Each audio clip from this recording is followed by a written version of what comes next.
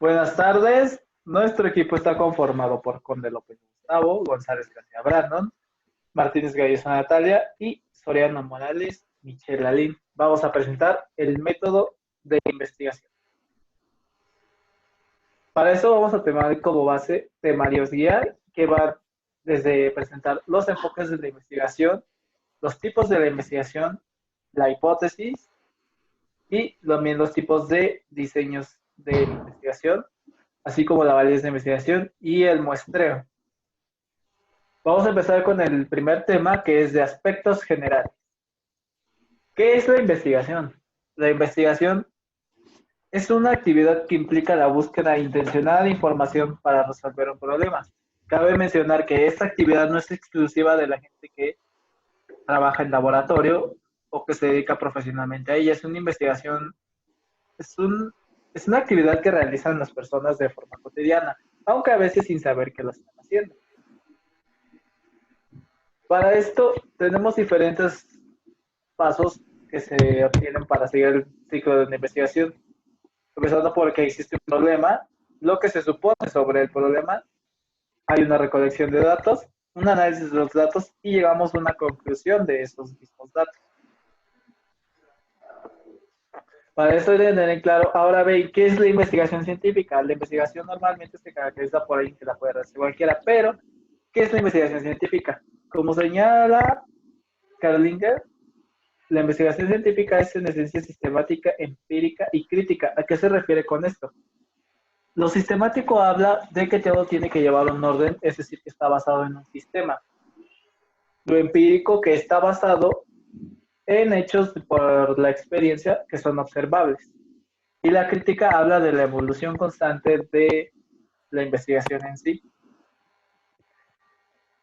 Y nos planteamos también los pasos del método científico, donde comenzamos con una idea, lo cual nos lleva a plantearnos un problema. Y en base a este planteamiento, se hace una revisión de la literatura y una construcción del marco teórico. Hay que tener en claro hasta dónde tenemos el alcance del estudio, y de ahí se procede a elaborar hipótesis y definición de variables, lo que nos lleva a desarrollar un diseño de investigación, en donde debemos definir y seleccionar una muestra, posteriormente recolectar los datos, hacer el análisis de dichos datos y elaborar el reporte de los resultados. El enfoque de la investigación. Existen diferentes enfoques a lo largo de la investigación que nos facilitan esto. Está el enfoque cuantitativo, el cualitativo y el mixto, que comprende a ambos.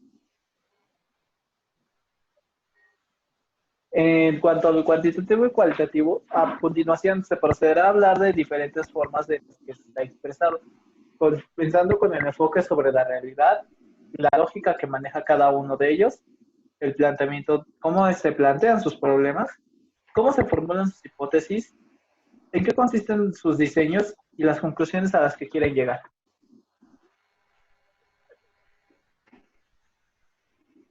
Ahora hablaré del estudio cuantitativo. El estudio cuantitativo busca el análisis de la realidad objetiva. Se fundamenta en el método hipotético-deductivo. Delinea teorías y las somete a pruebas. Define sus variables con la finalidad de manipularlas. Basa sus pruebas en la recolección y el análisis de datos numéricos o cuantificables. Para recolectar los datos utiliza instrumentos de medición válidos y confiables. Pretende explicar y controlar el fenómeno. En los estudios cuantitativos se le da más peso a la estadística.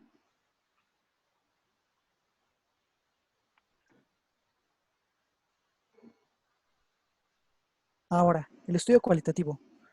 En el estudio cualitativo, su análisis se centra en el aspecto subjetivo del fenómeno.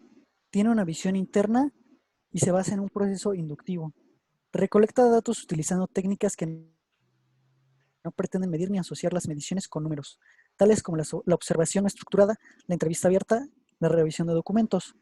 Busca comprender el fenómeno en su ambiente usual, es decir, cómo vive, cómo se comporta, cómo actúa la gente, qué piensa, cuáles son sus actitudes, etc.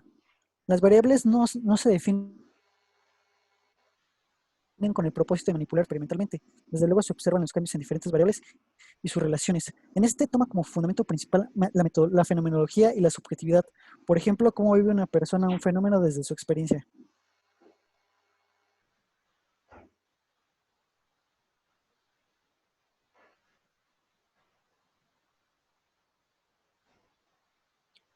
Otro aspecto de de los estudios cualitativos son que las preguntas de investigación no siempre se han conceptualizado ni definido por completo, es decir, en la manera cómo van a medirse o evaluarse, aunque a veces sí es posible. La recolección de los datos está fuertemente influida por las experiencias y las prioridades de los participantes de la investigación, y los estudios cualitativos no pretenden generalizar de manera intrínseca los resultados a poblaciones más amplias y necesariamente obtener muestras representativas bajo la ley de la probabilidad. Incluso no buscan que sus estudios lleguen a replicarse, sino que simplemente llegue a explicar el fenómeno.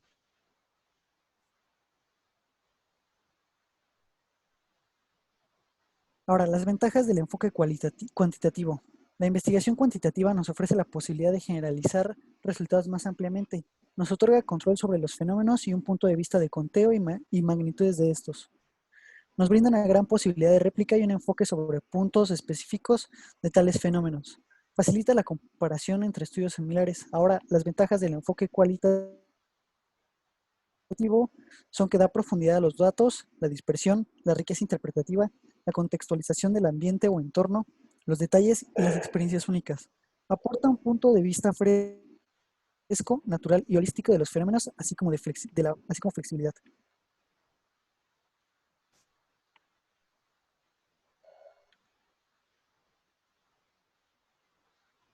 El estudio mixto. El estudio mixto comprende el uso de ambos enfoques y puede realizarse de diferentes maneras. El modelo de las dos etapas y el enfoque mixto.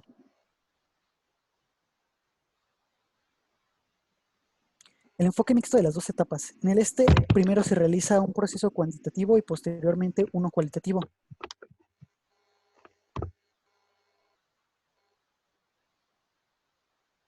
En el enfoque dominante tiene más peso el estudio cualitativo que el cuantitativo. Cabe aclarar que la dominancia de uno sobre otro no indica que es mejor que la otra. En el enfoque mixto, se trata de que sea equivalente el peso que se le da a ambos tipos de estudio, tanto al cuantitativo como al cualitativo. Ahora hablaremos del segundo tema, el problema de la investigación. El problema de investigación es un enunciado en forma de pregunta que expresa explícitamente la relación entre dos o más variables y que sea susceptible a resolver por el método científico. Dicho de otras palabras, el problema es básicamente lo que nosotros queremos conocer de un fenómeno y las variables que lo componen. Ahora, ¿cuáles son las características más importantes? Las características más importantes son, primero que nada, la variable. Ahora, una variable es una propiedad que puede variar o adquirir diversos valores. La segunda característica más importante es la relación entre las variables. Esto es, ¿cómo es que una variable afecta a la otra? Ahora, se hablará del alcance de estas variables más adelante. Debemos tener algunas consideraciones adicionales. En primer lugar, se debe expresar de una manera sencilla y sin ambigüedades en forma de pregunta. Esto evitará confusiones para la investigación. Y las variables involucradas y su relación deberán ser sometidas a pruebas empíricas. Esto quiere decir que se deben basar en la experiencia y la observación de los hechos.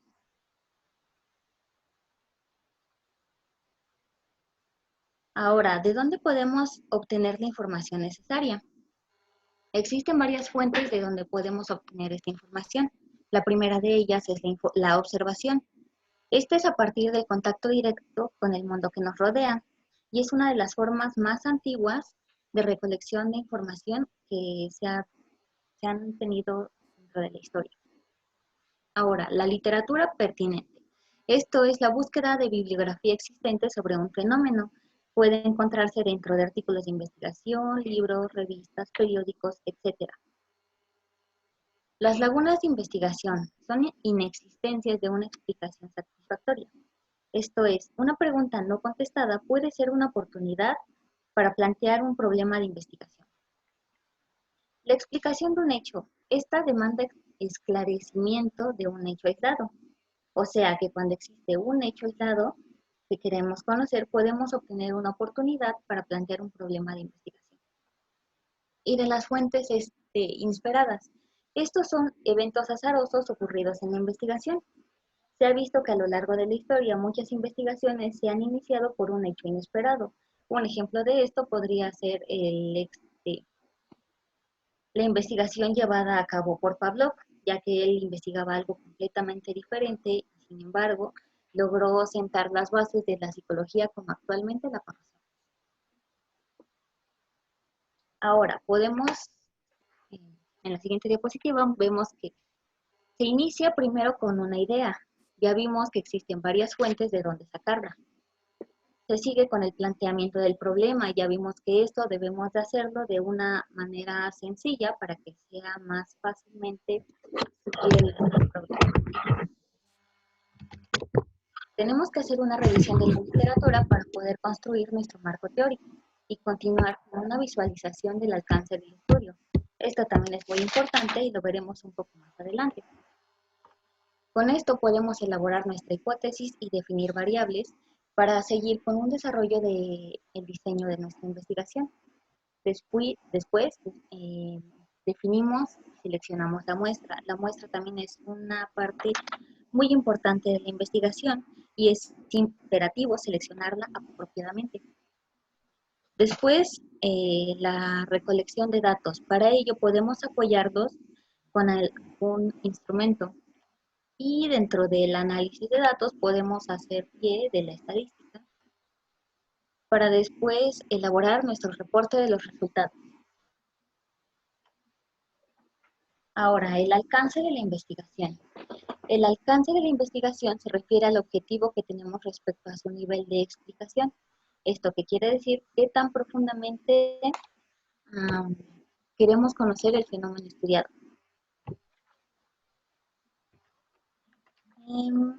Ahora, Dankey divide el alcance de la investigación en 4 etapas, que es el exploratorio, descriptivo, correlacional y explicativo. Ahora, ¿en qué consiste cada etapa descrita por Dankey? La primera, que es el exploratorio, busca familiarizarse con el fenómeno. Esto es una inmersión inicial. Básicamente, cuando no hay mucha información al respecto, nosotros buscamos familiarizarnos un poco más con el entorno para seguir con la siguiente etapa, que sería la descriptivo. Esto es ubicar las variables que están influyendo. Para ello es necesario tener una medición precisa o una descripción profunda de todo el fenómeno. La siguiente etapa es la correlacional. En esta podemos obtener una explicación parcial por medio de la relación de las variables. Y la última etapa es la explicativa. Dentro de esta etapa podemos observar una mayor estructuración y entender el fenómeno, no solo sus variables, sino que ya tener una causalidad. Ahora, esta clasificación es muy importante, pues la estrategia, es decir, el diseño de la investigación, depende directamente del alcance que nos podemos plantear desde un inicio. Ahora, ¿de qué depende que nuestro estudio se inicie como exploratorio, descriptivo, correlacional o explicativo?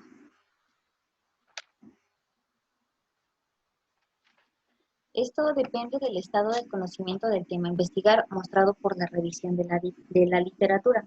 Esto es de cuánta información inicialmente disponemos y del enfoque que se pretende dar al estudio, o sea, de nuestro objetivo y lo que realmente queremos investigar. Ahora, el estudio exploratorio. Este es uno de los estudios más básicos, pero también de los más importantes a la hora de la investigación, ya que nos permite explorar nuevos panoramas dentro de la investigación. Se efectúa normalmente cuando el objetivo es un problema de investigación poco estudiado. Un ejemplo de esto es si se desea investigar lo que opinan los habitantes de alguna ciudad sobre su nuevo alcalde o gobernador, y si se cree que pueda resolver los problemas de ella. Se revisa la literatura, podemos encontrar muchos estudios similares, pero en otros contextos. O sea, si este fuera nuestro ejemplo, podemos encontrar muchos estudios similares que haya sobre otras ciudades, sobre otros gobernadores, pero no específicamente sobre este gobernador en este momento de la historia y en esta ciudad. Otro ejemplo podría ser de investigar algo completamente desconocido o novedoso, como una nueva enfermedad que surgió, una catástrofe en un lugar donde nunca había sucedido, por ejemplo, un temblor en un lugar donde nunca tiembla, o algunas inquietudes surgidas a partir de descifrar el código genético humano o alguna otra área que se quiere investigar donde no se haya investigado eso específicamente con anterioridad. Ahora, ¿para qué nos sirven este tipo de estudios? Bueno, Este tipo de estudios nos sirve para familiarizarnos con fenómenos que son desconocidos y obtener información sobre la posibilidad de llevar a cabo investigaciones más completas sobre un contexto particular, identificar conceptos o variables promisorias o establecer prioridades para investigaciones futuras o sugerir afirmaciones y postulados. Los estudios exploratorios en pocas ocasiones constituyen un fin en sí mismos. Y estos son flexibles en su metodología y más amplios y dispersos.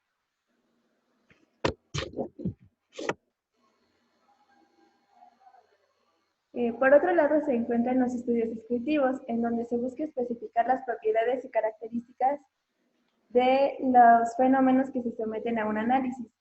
Miden o evalúan o colectan datos sobre diversos aspectos, dimensiones o componentes del fenómeno a investigar. Desde el punto de vista científico, describir es recolectar datos; para los investigadores cuantitativos, medir; y para los investigadores cualitativos, recolectar información.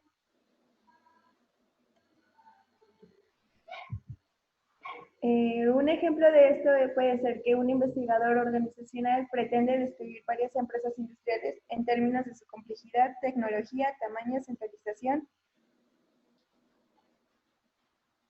y capacidad de innovación. Mide esas variables para describirlas en los términos deseados. A través de sus resultados describirá, por ejemplo, qué tan automatizadas están las empresas en cuanto a la tecnología y el número de centros y número de metas presentes en las empresas.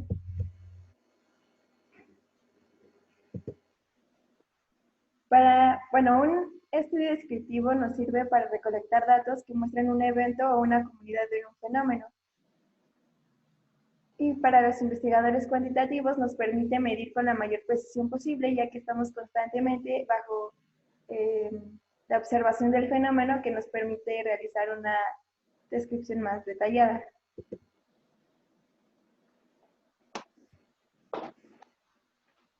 El estudio correlacional tiene como propósito evaluar la relación que existe entre dos o más variables en un mismo contexto particular.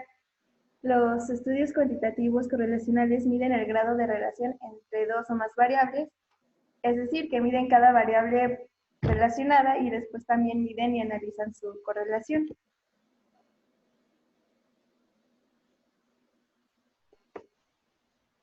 En el caso de las investigaciones cualitativas, también es factible tener el alcance correlacional entre los conceptos o variables a estudiar, pero no se miden ni se establece numéricamente su magnitud, a diferencia de las cuantitativas. Por lo general, tales relaciones no se fijan previamente, sino se descubren durante el proceso de la investigación. Esto es, que se van induciendo, a diferencia del enfoque cuantitativo.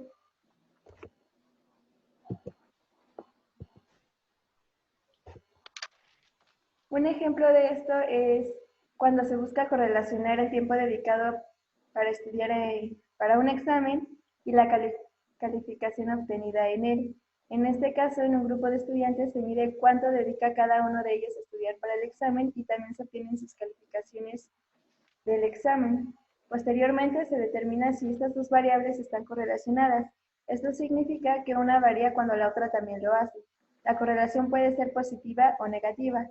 Es decir, la positiva significa que en el caso de este ejemplo, si las horas, entre mayor sea el tiempo que le dedican al estudio, mayor será la calificación. Y si se diera una correlación negativa, querría decir que entre mayor sea el tiempo para estudiar, menor será la calificación, o viceversa, que entre menor sea el tiempo para estudiar, mayor será la calificación.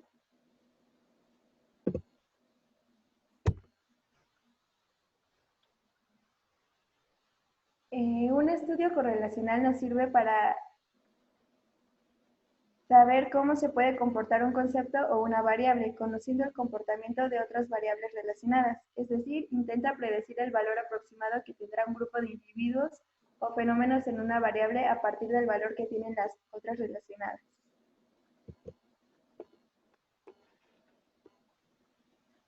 Ahora bien, continuando con la alcance de los estudios, tenemos el estudio explicativo. Los estudios explicativos más allá de la descripción de conceptos o de un fenómeno o del establecimiento de las relaciones entre conceptos, están dirigidos básicamente a responder a las causas de eventos, sucesos y fenómenos físicos o sociales. Como su nombre lo indica, su interés se centra en explicar el por qué ocurre un fenómeno y en qué condiciones se da este, o por qué se relacionan dos o más variables. Cabe mencionar que el estudio explicativo no es el más utilizado de todos, es el deseado, porque hay ocasiones en las que se intentan describir mucho las causas de ciertos fenómenos o porque se establecen ciertas pautas de comportamiento. Sin embargo, es lo más difícil de explicar debido a la rigidez que demanda, al no solamente querer decir que una explicación es esto, sino que hay que estar bien fundamentados a la hora de decir esto es causa de esto. Entonces, a lo que nos lleva es que sea el menos utilizado, sin embargo, en lo que se busca lograr. ¿Para qué nos sirve este estudio? En términos prácticos, los estudios explicativos nos ayudan a conocer el porqué de las cosas, es decir, a comprender las causas por las cuales sucede un fenómeno, lo que a su vez permite controlarlo y manipularlo. Es decir, que con base en esos estudios, lo que buscamos es que al manipular ciertas variables se alteren específicamente otras, ya que ya se habrá determinado la causa. Eso sería muy útil en cuanto a lo que sería psicología clínica, determinar qué variables están relacionadas a ciertos problemas.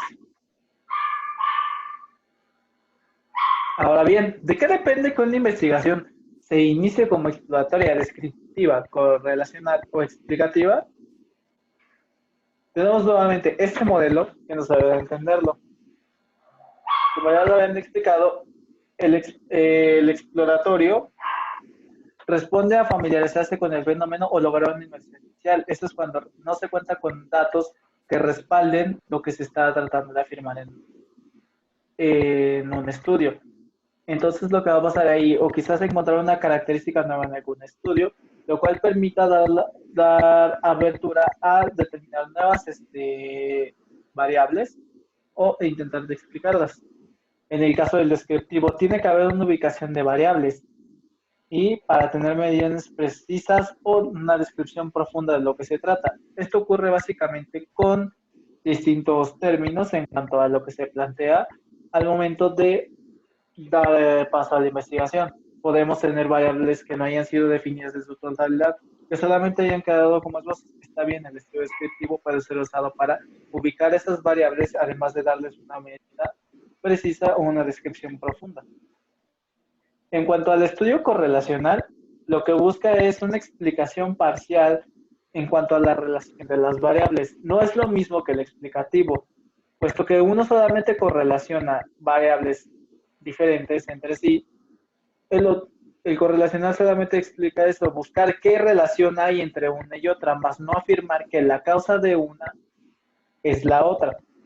Por el contrario, el explicativo sí es la intención de explicar, de ofrecer una respuesta de una causa de un fenómeno determinado, por lo que se requiere mayor estructuración, además de entender completamente el fenómeno que se está suscitando. Ahora, ¿cuáles son las diferencias entre los alcances? Vamos a ir con cada uno. En el caso del exploratorio, su pregunta. La pregunta es muy general, no están bien definidas las variables, puesto que al ser algo de inmersión principal o del poco conocimiento, no se puede tener una definición de cosa. Entonces, lo único que se busca responder es por qué sucede X cosa. no preguntarse únicamente, no afirmarlo. Entonces, vamos a ver por qué percibimos de diferente manera. Un ejemplo sería, ¿por qué percibimos de diferente manera el tiempo conforme crecemos? Ahora bien, en los estudios descriptivos, la pregunta, ¿solo existe una variable? Cuando tenemos dos o más variables no se menciona una relación explícita. Entonces, únicamente lo que buscamos aquí es responder a una pregunta básica del cómo o cuáles son las características de una variable X, por lo que únicamente se está buscando dar datos. Por ejemplo, al responder la pregunta, ¿qué es el mobile? En el caso del estudio correlacional, la pregunta, hay por lo menos dos variables relacionales bidireccionalmente, es decir, que están correlacionadas. Esto es establecer nuevamente qué relación tiene X con Y a mayor X mayor Y a menor X mayor Y. Esto es decir, que vamos a medir qué relación tienen dos variables. Pensemos, por ejemplo, la autoestima se relaciona con la capacidad de aprendizaje, es decir, a mayor autoestima, mayor capacidad de aprendizaje, y a menor autoestima, menor capacidad de aprendizaje. Hay que determinar hacia dónde va enfocada la relación de estas variables. En el caso del explicativo, la pregunta va dirigida a dos variables o más, y si hay una relación causal, es decir, de que X evoque a Y. Esto da la posibilidad a la afirmación de decir X provoca Y o causa Y. Aumenta, disminuye, modifica, cambia, determina, influye o mantiene o altera. Es decir, que vamos a ver que una variable tiene relación directa sobre la otra, por lo que se podría considerar como una variable independiente con una dependiente. Nuevamente, esto es difícil de lograr, puesto que es muy complejo al tener que brindar una afirmación sobre por qué se está estableciendo esta relación causal. Por ejemplo, la baja autoestima provoca divorcios en los psicólogos, no lo sabemos. Y pasamos con el siguiente tema, que es la hipótesis. Nuevamente podemos citarnos en este esquema, no tenemos un problema, los supuestos, la recolección de datos, el análisis de los datos y la conclusión. Esta vez yéndonos hacia la cuestión de los supuestos, porque aquí es donde precisamente debemos formular la hipótesis. ¿Qué es una hipótesis? Las hipótesis se definen como explicaciones tentativas del fenómeno investigado, formuladas a manera de proposiciones. Cabe aclarar que las hipótesis, al igual que la investigación, no son cuestiones que únicamente apliquen al laboratorio, sino a la vida cotidiana. Al decir, si yo salgo hoy de casa sin paraguas, lo más probable es que me moje. Y también puede haber una manera de decirlo. ¿Qué características debe poseer dicha hipótesis? Primero, deben referirse a una situación real. Lo importante es tener evidencia de que nos estamos refiriendo a una situación que esté presente y que no sea ficticia. Los términos, en este caso las variables, deben ser comprensibles, precisos y lo más concretos posibles. Hay ocasiones en que la ambigüedad de las variables genera que no se respete cómo se está estableciendo la hipótesis o cómo se establecerá la relación de dichas variables. Y hablando de la relación, tenemos que una hipótesis debe ser clara y verosímil, es decir, tiene que ser lógica. Claramente no podemos relacionar dos eventos que no tengan nada en común. Por ejemplo, si yo abro la puerta de mi casa, entonces se abrirá la puerta de la calle.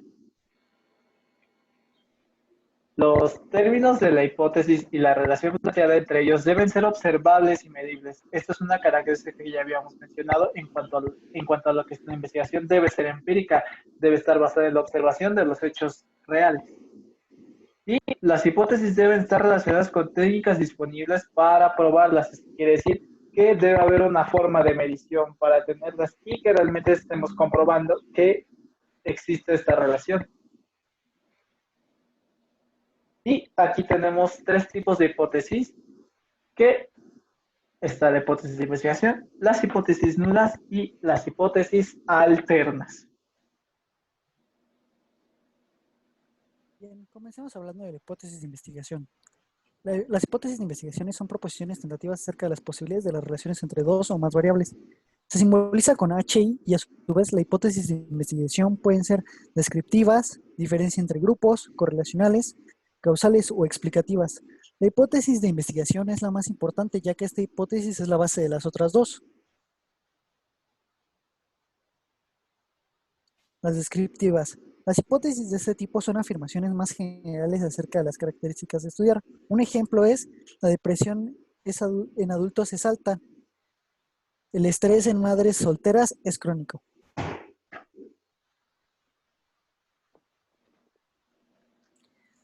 La diferencia entre grupos. Son proposiciones donde se comparan una o varias características de entre dos o más grupos.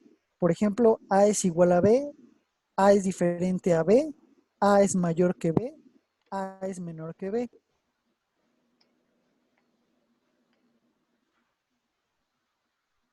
Correlacionales. Establecen la relación entre dos o más variables. Además, pueden establecer cómo es la relación entre estas variables, es decir, cómo se comporta el valor de una variable al aumentar o disminuir el valor de otra variable.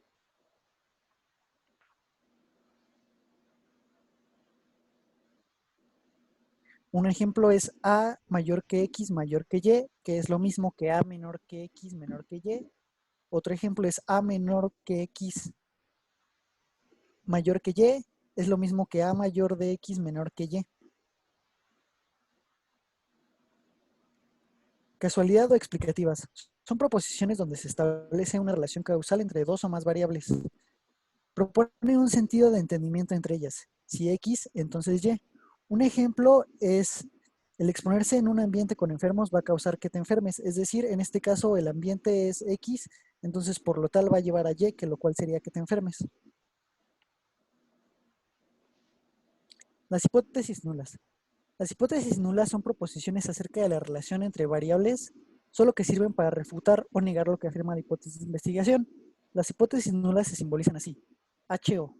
En las hipótesis correlacionales, refutar o negar no significa ir en dirección opuesta. La clasificación de hipótesis nulas es similar a la tipología de las hipótesis de investigación. En estas usualmente se tiende a usar para tener una idea contraria a la que se plantea.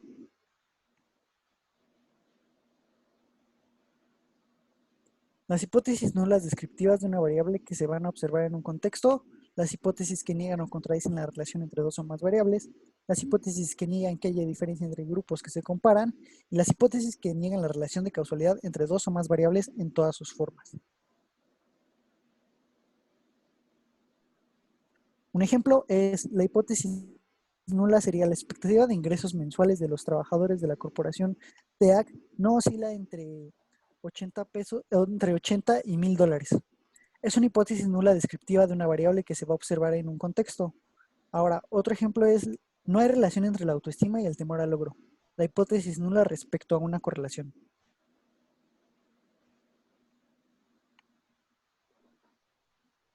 Ahora veremos un ejemplo con los ingresos del psicólogo. Ok, tomando en cuenta este ejemplo del estudio sobre los ingresos del psicólogo, en caso de que nuestro estudio tuviese un alcance descriptivo, podríamos plantearnos las siguientes preguntas con sus hipótesis. Y como podemos observar, estas preguntas buscan describir o medir las características del fenómeno, como la pregunta de cuál es el ingreso promedio del psicólogo en la Ciudad de México, donde su hipótesis de investigación sería que oscila entre los 9 y los 15. Ahora, también podemos hacerlo con diferencias de grupos dentro de un alcance descriptivo. ¿Esto cómo sería? Por ejemplo, si nuestra pregunta fuera si existe una diferencia en el ingreso del psicólogo clínico, organizacional o educativo, nuestra hipótesis de investigación podría ser que el psicólogo organizacional tiene mayor ingreso. Aquí se buscan diferencias o similitudes entre los grupos, mas no hay como tal una correlación. Entonces, ¿cómo sería con un alcance correlacional? Bueno, aquí tenemos más ejemplos. Como podemos observar, las preguntas muestran una relación. Por ejemplo, en la de los ingresos del psicólogo se relacionan con las estaciones del año. Se muestra la relación entre los ingresos del psicólogo y las estaciones del año, o el número de pacientes con el ingreso que percibe el psicólogo. Aquí sí se buscan las relaciones que existen entre una y otra variable. Ahora, en el caso de un estudio explicativo, no basta con identificar una correlación, sino que se busca el por qué. Por ejemplo, estudiar un posgrado genera mayores ingresos. A esa pregunta podríamos utilizar la siguiente hipótesis. Un psicólogo con posgrado genera mayores ingresos a 15,000. En este ejemplo se puede observar una relación directa y causal entre las variables, entre lo que sería estudiar un posgrado y percibir mayores ingresos. Los siguientes ejemplos que tenemos a continuación muestran la misma tendencia explicativa. Y al final tenemos una tabla, un ejemplo de una tabla donde se muestra esta relación entre los años de estudio y los ingresos percibidos.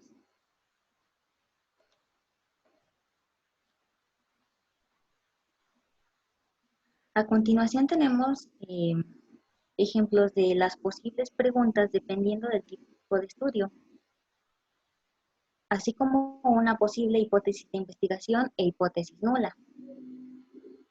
Por ejemplo, para un estudio descriptivo podríamos utilizar la pregunta de ¿cuánto es el salario promedio del psicólogo? Nuestra hipótesis de investigación sería que el psicólogo gana aproximadamente 7,000 al mes. Ahora, la hipótesis nula sería que el psicólogo no gana aproximadamente 7,000 al mes. Hay que tener especial, aquí prestar atención, porque la hipótesis nula tiene que refutar nuestra hipótesis de investigación. También para los estudios correlacionales podemos poner a nuestra pregunta de investigación nuestra hipótesis de investigación y nuestra hipótesis nula. Como existe relación entre el grado de estudios y los ingresos del psicólogo, nuestra hipótesis sería que a mayor grado de estudio, mayor ingreso del psicólogo. Y la hipótesis que lo refuta, o sea, nuestra hipótesis nula, sería que a mayor grado de estudios no hay mayor ingreso.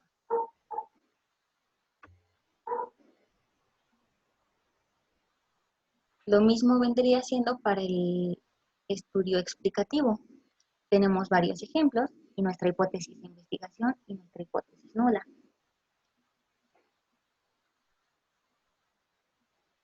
Ahora aquí tenemos nuestra hipótesis de trabajo y un ejemplo de los 4 tipos de estudios con sus hipótesis. En cada uno de estos también se podría agregar nuestra hipótesis nula. Por ejemplo, en la descriptiva de cuál es el nivel de ingresos de los psicólogos, nuestra hipótesis de investigación sería el nivel de ingresos es medianamente bajo.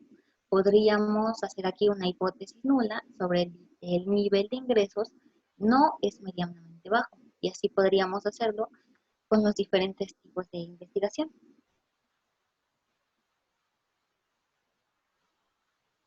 Como ya lo mencionó anteriormente mi compañera, mis compañeros, lo que hace la hipótesis nula simplemente es negar lo que propone la hipótesis de investigación.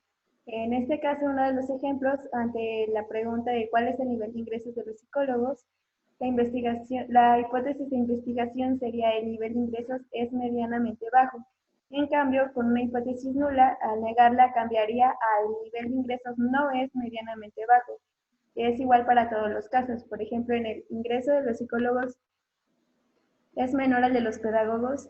La hipótesis nula sería el ingreso de los psicólogos no es menor al de los pedagogos. No hay una relación entre los años de experiencia y el ingreso de los psicólogos y no hay cambios de los ingresos según su grado de estudio. También entra en los ejemplos de este tipo de hipótesis.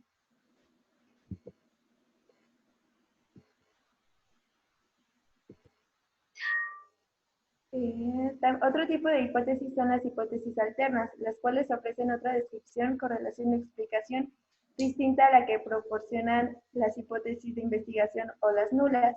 Se simboliza como HA y pueden formularse cuando efectivamente hay otras posibilidades. De no ser así, no se formulan.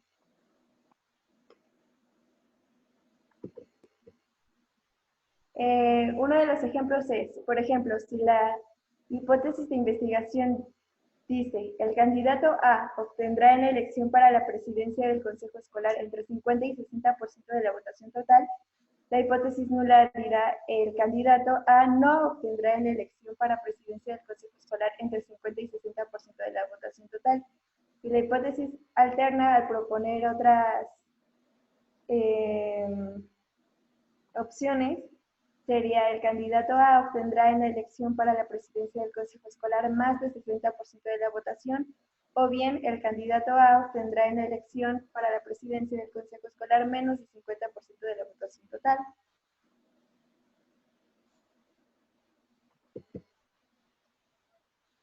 Las hipótesis nos sirven para guiar nuestra investigación, para saber qué es lo que estamos tratando de buscar o de probar. Asimismo, tienen una función descriptiva y explicativa según sea el caso. Cada vez que una hipótesis recibe evidencia empírica en su favor o en su contra, por el enfoque que sea, nos dice algo acerca del fenómeno al cual está asociado o hace referencia.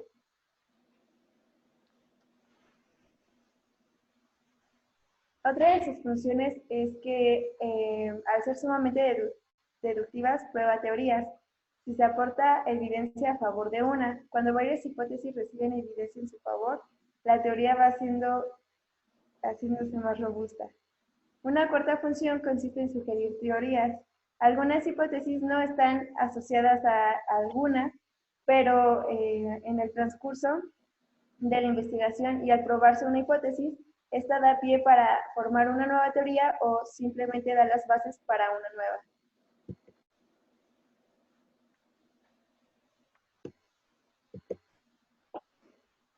El siguiente tema es el de diseño de la investigación.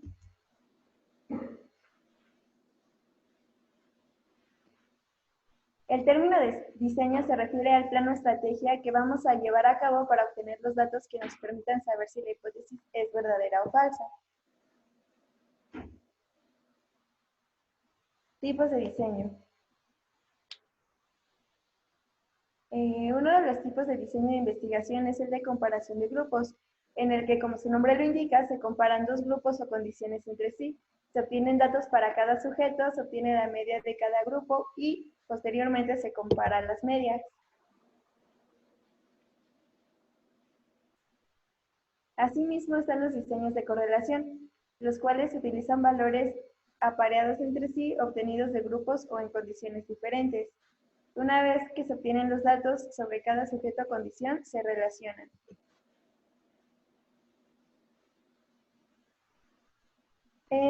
También están los diseños intersujeto, en donde se compara o relaciona grupos. Y en este caso los sujetos expuestos a las diferentes condiciones son diferentes.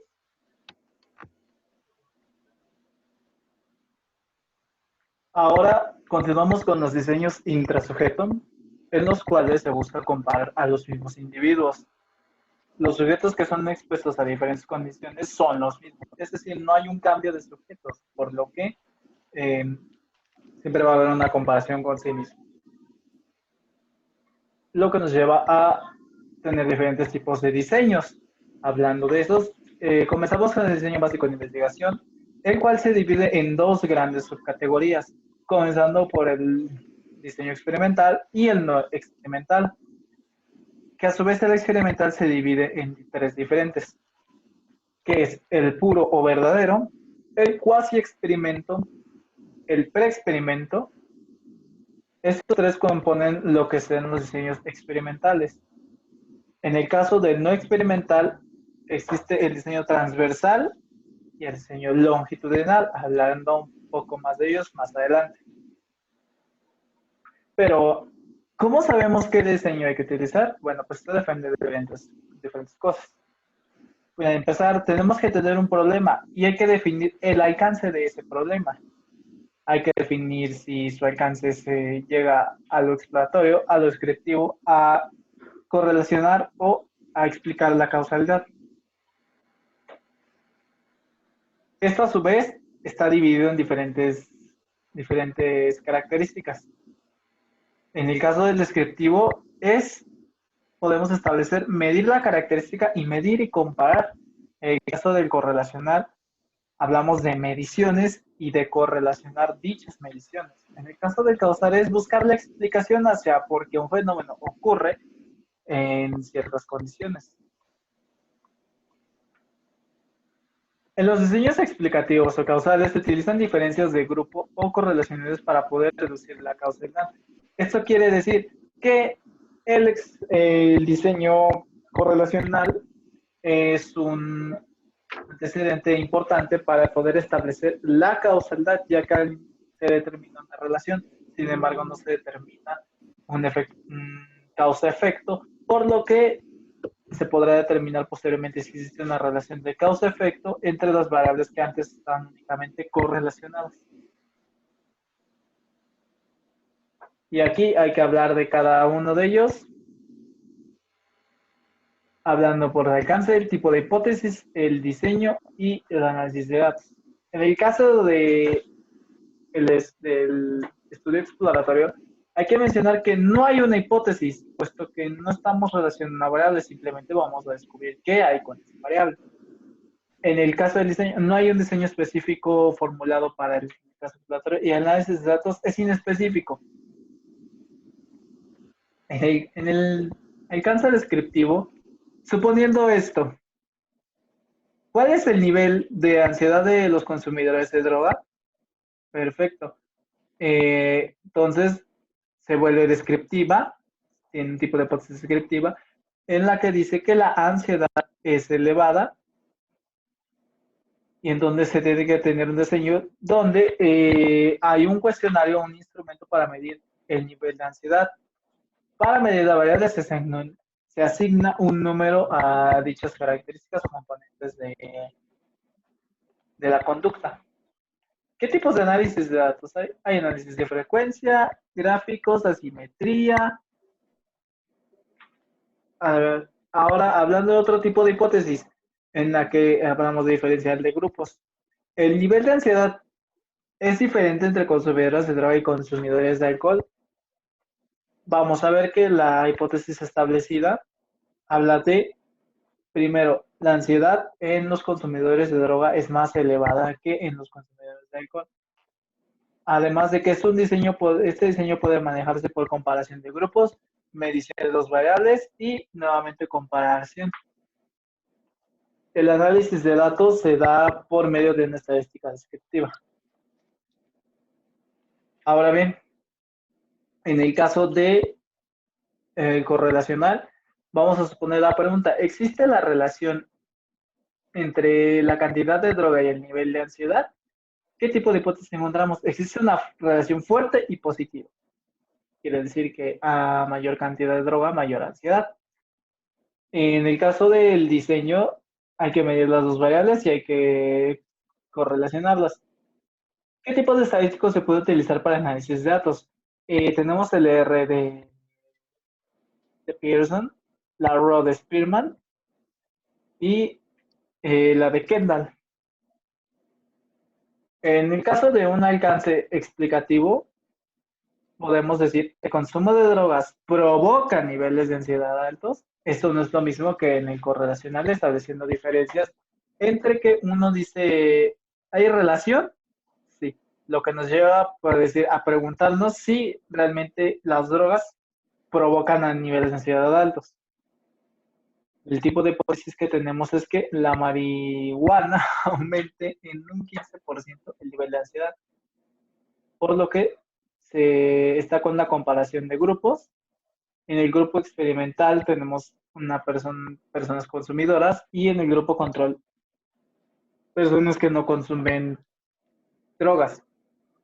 Por lo que los análisis estadísticos se limitan a aquellos exclusivos que son para comparación.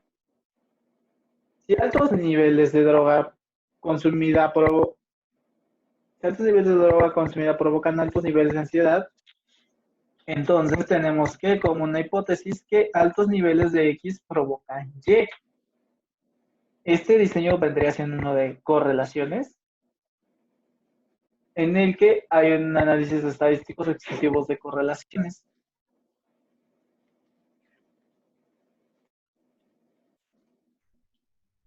En lo que respecta a una diferencia de grupos, se sigue la lógica presencia-ausencia para deducir causalidad. Esto como es presentar y retirar ciertos tipos de variables que puedan afectar a otra variable. El consumo de drogas provoca niveles de ansiedad. Si X es a Y, entonces tenemos grupo 1, consumidores. Se mide nivel de ansiedad. Si no hay X, no hay Y. Grupo 1, entonces no consumidores, entonces se mide nuevamente el nivel de ansiedad. En una correlación, buscamos correlaciones altas y direcciones positivas. Altos niveles de consumo de drogas provocan altos niveles de ansiedad altos, por lo que es preferible buscar, ¿por qué es preferible buscar estos? Porque al tener una correlación positiva y que sea fuerte, se está determinando básicamente si hay relación entre ambos. De lo contrario, puede ser negativa, pero si aún así no es fuerte, entonces no podemos determinar que realmente existe una correlación. ¿Qué tenemos? Que en el caso de R es de 1 o cercanos. En el caso de la ansiedad, lo que obtenemos es una correlación de 0.80, por lo que hablamos de una correlación positiva fuerte. Regresando a los tipos. Presentamos los tipos de diseño. El experimental, que se divide en puro o verdadero, el cuasi experimento y el preexperimento. En el no experimental es el transversal y el longitudinal.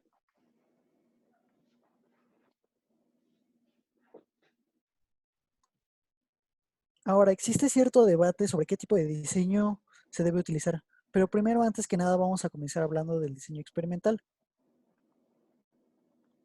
Ahora, un experimento es un estudio en el que se manipulan intencionalmente una o más variables independientes, supuestas causas antecedentes para analizar las consecuencias que la manipulación tiene sobre una o más variables dependientes, supuestos efecto consecuente, dentro de una situación de control para una investigación. Ahora, dicho de otro modo, un experimento es una situación donde nosotros, el investigador, se encarga de modificar una situación artificial con el fin de ver sus resultados.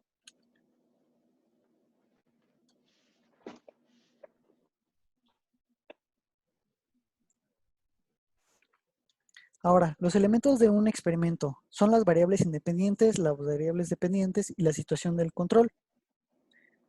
Y esos se dividen en varios grupos de comparación, grupos similares al inicio del experimento y grupos similares en las condiciones del experimento. Ahora, en el esquema se aprecia un ejemplo. En este caso, la variable independiente es el cigarro, el cual causa una variación en la variable dependiente, el cual es el cáncer.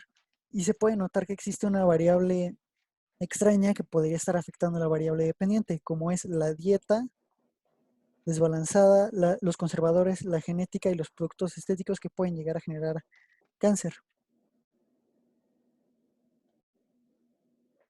Ahora, tomando en cuenta la definición anterior de experimento, los preexperimentos, los experimentos verdaderos o puros y los experimentos y los cuasi experimentos son considerados experimentos en el cual tomas una acción y mides sus efectos.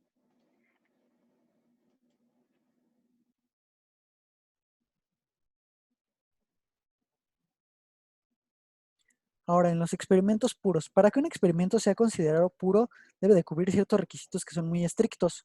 La manipulación intencional de una o más variables independientes, la medición de la variable dependiente y el control o la validez interna. Si no cumple con estos requisitos, entonces no puede llegar a ser un experimento puro. Tendría que ser cualquiera de los anteriores mencionados. Ahora, los experimentos puros o verdaderos.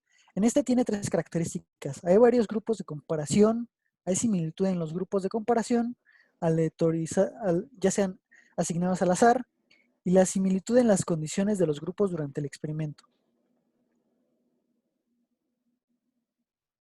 Ahora el cuasi experimental. En este hay varios grupos de comparación. En estos hay varios grupos de comparación. No se aseguran las similitudes en los grupos de comparación, pero hay grupos intactos. Y la similitud en las condiciones de los grupos durante el experimento. Muy bien, ahora les voy a hablar de los preexperimentos. La principal característica del estudio preexperimental y lo que la diferencia de los otros diseños es que no tiene varios grupos de comparación, sino que solamente se trabaja con uno. Existen diversos símbolos que se ocupan dentro de la investigación y los veremos más adelante. La R, que es random o aleatorización, significará que el grupo ha sido seleccionado aleatoriamente. Para identificar un grupo, se utilizará una G grande y a su derecha el número de grupo. Por ejemplo, G1 será grupo 1, G2 grupo 2 y así sucesivamente. La X va a simbolizar nuestro tratamiento o nuestra variable independiente, o sea, lo que nosotros vamos a estar modificando. Y la O va a significar las observaciones que vamos a ir haciendo dentro del estudio.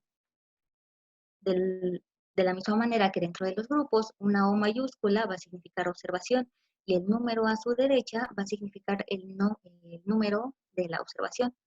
O1 va a ser observación 1, O2 va a ser observación 2 y así sucesivamente. Ahora, diseño con postprueba únicamente y grupo de control. En este diseño vemos que no se lleva a cabo una evaluación inicial únicamente, sino que únicamente se realiza después de la realización del tratamiento, por lo que para diferenciar si el tratamiento fue efectivo o no, se utiliza un grupo control al que no se le ha aplicado nuestra variable.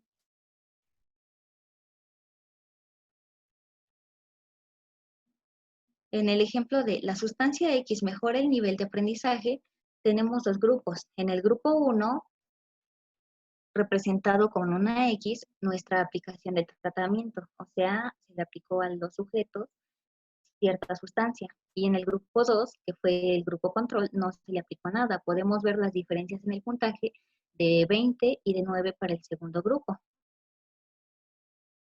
En el diseño con preprueba y posprueba de grupo control. A diferencia del diseño anterior, aquí sí hay una evaluación inicial, lo que nos otorga un mayor control.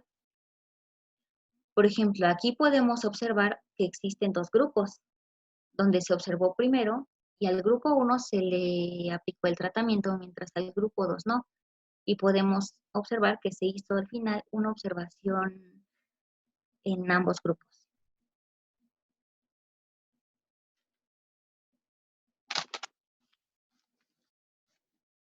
Ahora, para analizar el efecto de una sustancia sobre el aprendizaje, podemos observar que durante la primera observación, el grupo 1 tuvo un puntaje de 10, mientras que el grupo 2 tuvo un puntaje de 12. Sin embargo, en la segunda observación se pudo observar que en el grupo 1 hubo un aumento en el puntaje a 20, mientras que en el grupo 2, nuestro grupo control, bajó a 9.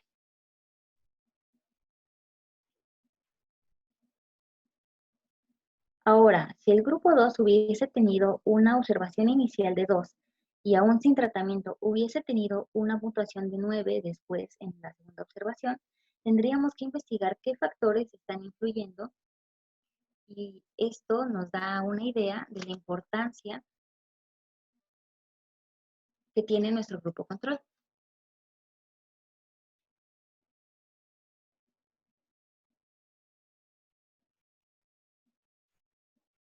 Ahora, los diseños explorados hasta el momento pueden manipular también el nivel de la variable independiente. Así que podemos administrar el tratamientos diferentes para observar la misma variable dependiente.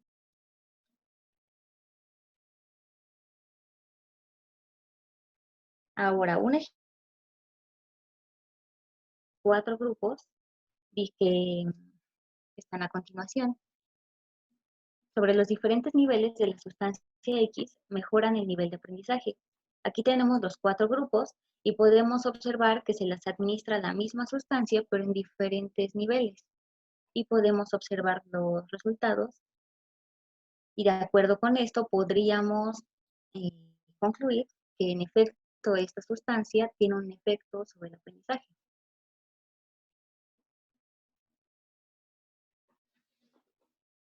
En el siguiente ejemplo podemos observar una observación inicial donde el puntaje de los grupos es similar.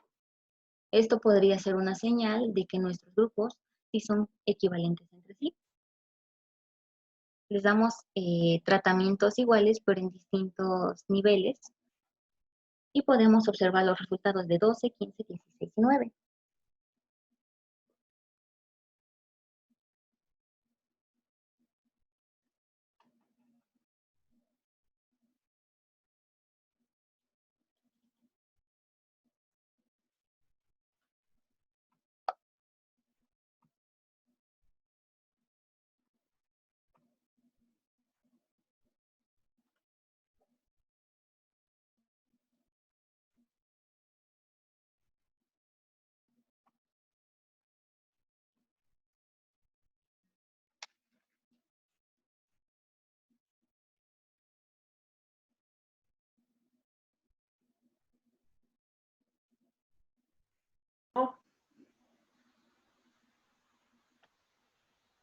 También se encuentran los diseños de 4 grupos de Salomón. Aquí en donde se puede observar la simbología es la R significa random o aleatorización, la G representa los grupos, como se puede observar en la tabla hay 4, la O son las observaciones, la X es la presencia, bueno, más bien es el tratamiento y las líneas representan la ausencia del tratamiento.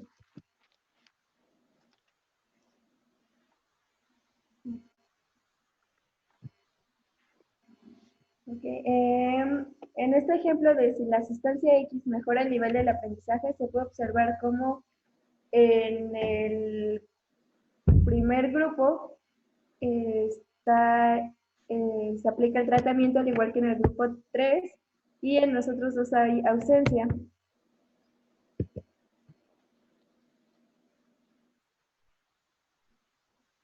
En el diseño de medidas repetidas o series cronológicas se observa igual que están los dos grupos aleatorizados. En el grupo 1 se encuentra el tratamiento y las demás corresponden a las observaciones, mientras en el grupo 2 hay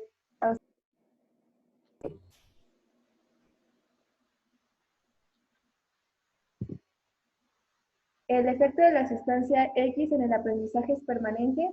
Podemos observar que está el grupo 1 y el grupo 2, en donde en el primer grupo se aplicó el tratamiento y están las observaciones ahí registradas, mientras que hace contraste con el grupo 2 en el cual no se aplicó.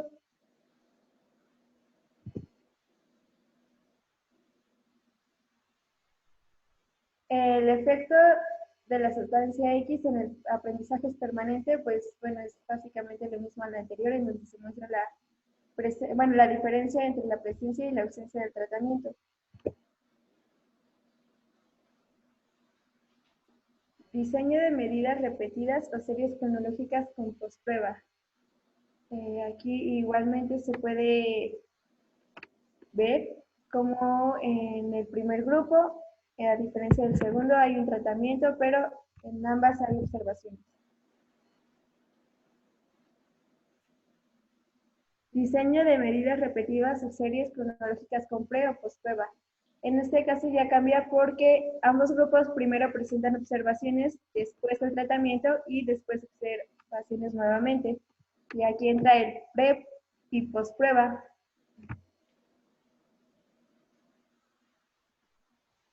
Los diseños explorados hasta el momento pueden considerarse como unicausales, es decir, que únicamente X causa Y. Un ejemplo de esto podría decir que la falta de sueño causa estrés.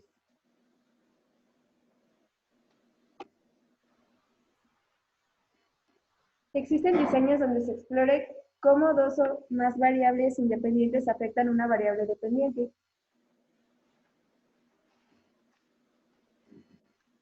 Por ejemplo, el estilo de crianza y el tipo de familia afectan en la autoestima de los niños. Aquí las variables independientes serían el tipo de crianza, la autoestima y el tipo de familia, y la variable dependiente sería la autoestima de los niños. Es en donde podemos ver lo que decía la diapositiva anterior, En cuanto a los diseños que se explore cómo dos o más variables independientes afectan a una dependiente.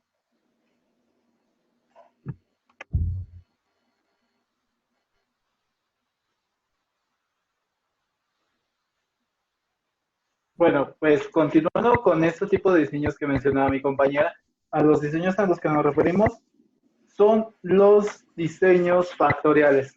Estos diseños sirven para, como se puede observar en la imagen, se comparan diferentes variables independientes con relación a una variable independiente. Estos reciben los diseños factoriales reciben su nombre dependiendo del número de variables independientes del número de niveles de cada variable independiente. Esto es por decir, vamos a poder nombrar un nivel de 3 por 3 cuando se trate de 3 variables independientes o cuando se trate de 3 niveles de cada variable. En los diseños factoriales, por ejemplo, como lo podemos ver en el esquema, el valor de cada dígito indica de cuántos niveles la BI a manipular. En este caso, la BI tiene dos valores diferentes. Lo mismo que la otra BI tiene dos valores diferentes. El número de dígitos indica cuántas variables dependientes está manipulando en el experimento. En este caso, dos. Como podemos ver el ejemplo aquí, este es el ejemplo clásico de una variable, de un diseño factorial de 2 por 2 en el que se tienen variables independientes, para una variable independiente son dos posibles mediciones y otra variable independiente, la segunda variable independiente con dos posibles niveles, lo que nos da como resultado diferentes fusiones entre A1 y B1, A2 B1, A1 B2 y A2 B2. Por ejemplo, lo que mencionábamos, el estudio de crianza del tipo de familia afecta en la autoestima de los niños. En este caso tenemos diferentes cuestiones. La autoestima como variable independiente, pero tenemos que calcular cómo están influyendo en estas variables. Por lo que tenemos esto, el tipo de crianza, tenemos tres tipos de crianza distintos, autoritario, permisivo y democrático. El tipo de familia que es biparental, monoparental o parejas del mismo sexo. Este automáticamente pasaría a convertirse en un diseño factorial de 3 por 3 al tener tres niveles diferentes de esas variables. Análisis, ¿cómo se analizarían estos efectos principales? Pues bien, tendríamos esto. De un lado, en la fila principal, tenemos los tres tipos de estilos de crianza, que es el democrático, el autoritario y el permisivo, y el otro sería el tipo de familia, que sería el biparental, monoparental o del mismo sexo, estableciendo como las diferencias que tienen sobre la autoestima el que haya un estilo de familia, un estilo de creencia democrático con una familia biparental, un estilo autoritario con una familia biparental, un permisivo con una familia biparental.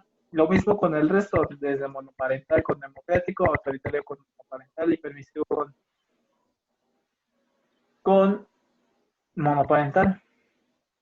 Y en el mismo caso con los del mismo sexo.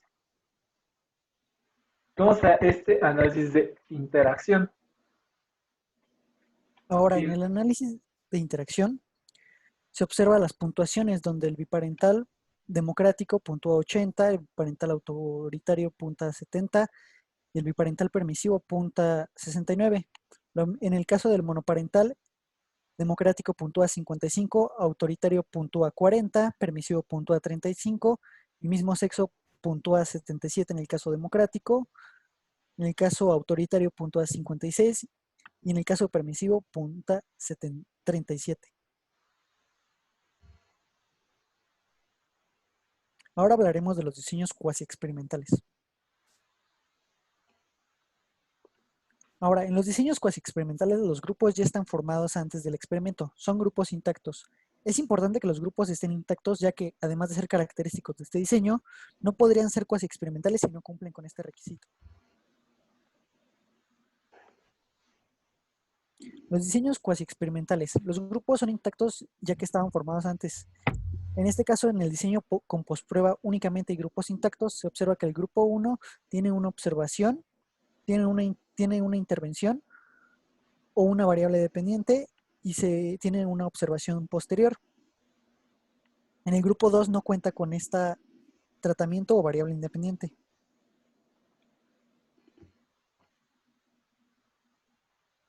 Los diseños con prueba y posprueba y grupos intactos, uno de ellos control. En este caso, la observación se realiza en ambos grupos al inicio, pero el grupo 1 es el único que recibe el tratamiento y finalmente pues ambos grupos vuelven a ser observados. Diseños preexperimentales.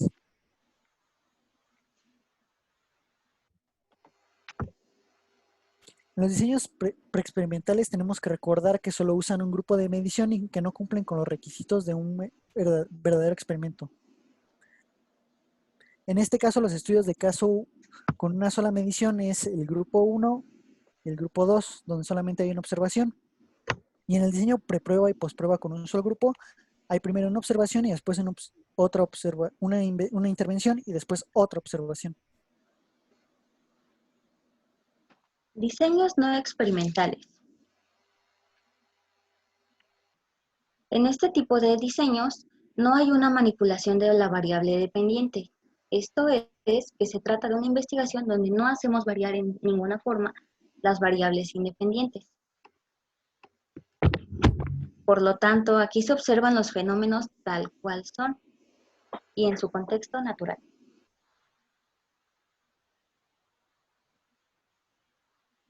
Dentro de estos diseños podemos observar diferentes tipos que se muestran en la siguiente tabla.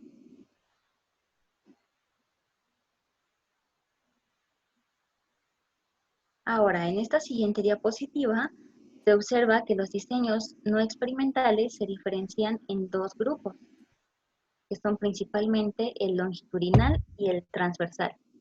Dentro del longitudinal podemos ver que se divide en dos estudios de tendencia, de evolución de grupo y de panel, mientras que los transversales se dividen en exploratorios, descriptivos, correlacionales y causales.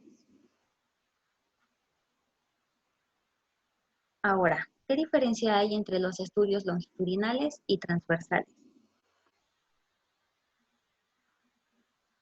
Bueno, pues la principal diferencia entre un estudio transversal y longitudinal radica en el momento en que se recolectan los datos del estudio. Esto que quiere decir que el estudio transversal se da a un determinado momento en el tiempo, mientras que el longitudinal consta de múltiples mediciones a través del tiempo.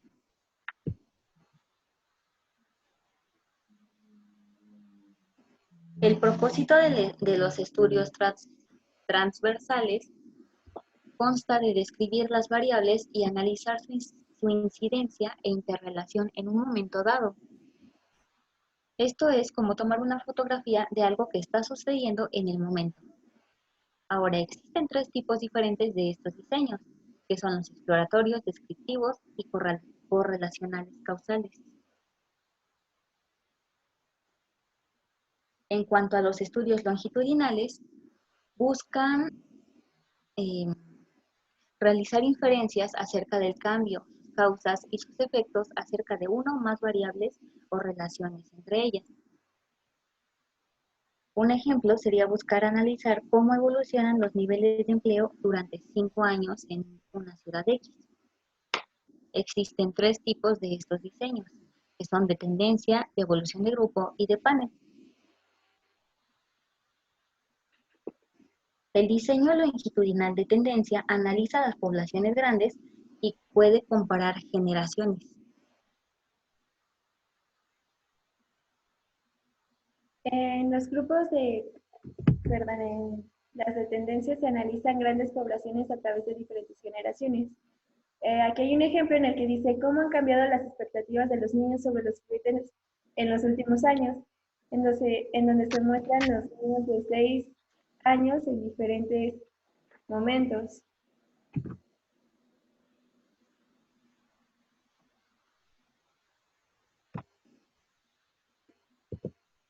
Después está la evolución de grupo, en donde analiza pequeños grupos o subgrupos de la población, es decir, aquí igual muestra el ejemplo con niños de 6, 9 y 12 años en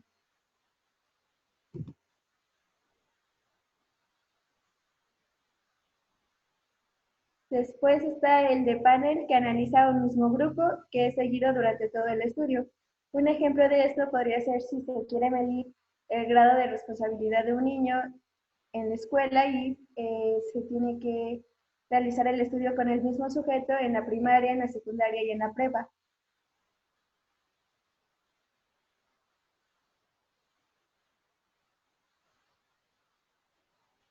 Ok, como lo mencioné anteriormente, los diseños de tendencias son aquellos que analizan cambios a través del tiempo, en categorías, conceptos, variables o sus relaciones dentro de alguna población en general, y su característica distintiva es que la atención se centra en una población.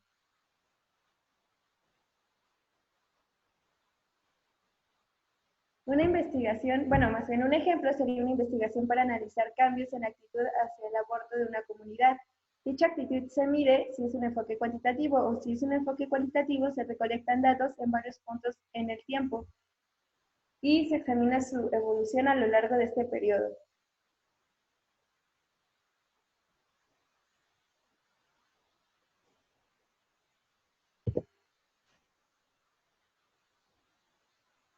La longitudinal evolución de grupo es cuando se examinan cambios a través del tiempo en subpoblaciones o grupos específicos. Su atención son los grupos de individuos vinculados de alguna manera, generalmente de edad, que serían grupos por edad. Un ejemplo de estos grupos son los niños de la Ciudad de México que asistían a instrucción primaria durante el gran terremoto que ocurrió en 1985 en México.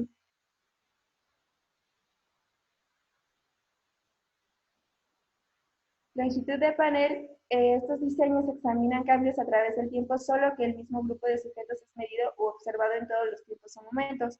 Como lo mencionaba anteriormente con el ejemplo del estudiante a través de diferentes grados educativos como lo son primaria, secundaria y preparatoria, allí ponen un ejemplo donde en una investigación cuantitativa se observan anualmente los cambios en las aptitudes bajo la aplicación de una prueba estandarizada de un grupo de ejecutivos en relación con un programa para elaborar la productividad, por ejemplo, durante 5 años, y cada año se observaría la actitud de los mismos ejecutivos.